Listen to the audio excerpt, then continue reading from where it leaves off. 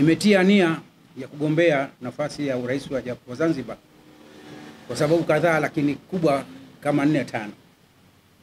La kwanza ni ile haki ya kikatiba. Na bahati nzuri nashukuru Mwenyezi Mungu nimehudumu katika serikali zote mbili. Nimehudumu katika vyama vya siasa vilivyoko serikalini na nje ya serikali. Kwa hivyo nao uzoefu wa kutosha wa kuweza kuona mapungufu wapi na pale tukawasaidia wananchi, tunaweza tukatoa uongozi bora katika nchi.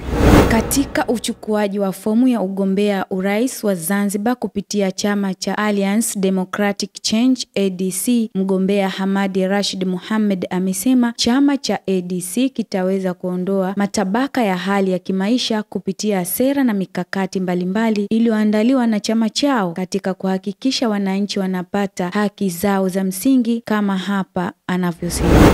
Ni kwamba lile gap la tajiri na maskini linaongezeka kila siku. Matajiri wanazidi kujisonga na maskini wanazidi kupanuka. Kwa hivyo lengo la vyama toka tupoanzisha vya siasa la kuziba pengo la maskini na tajiri haliendani hata kidogo.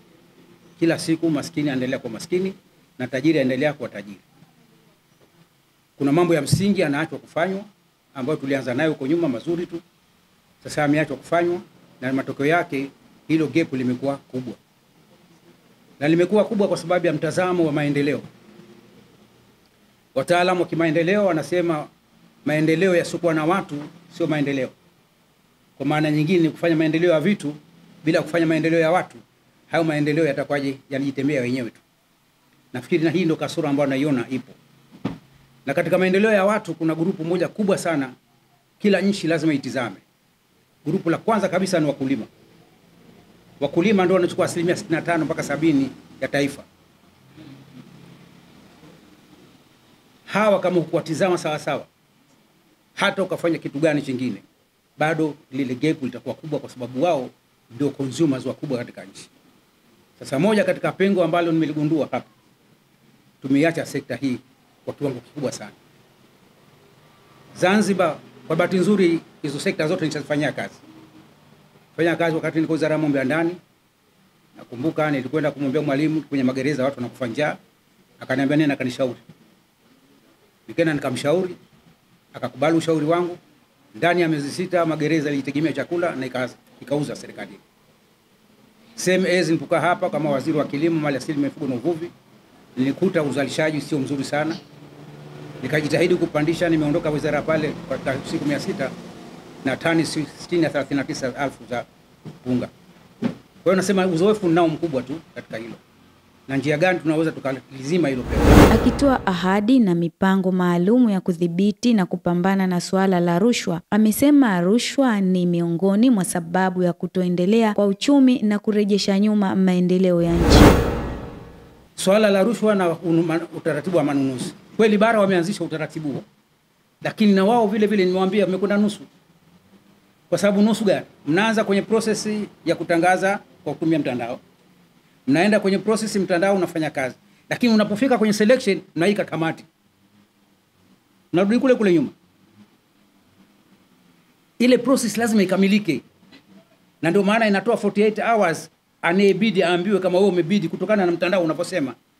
Iko kamati ya kufanya tathmini, lakini hiyo kamati haina uwezo wa kubadilisha maamuzi unless kuna sababu za msingi.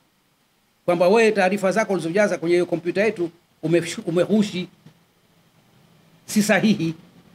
Na kwa sababu kompyuta garbage in garbage out, au sio? Unachoingiza ndio kinachotoa, au sio?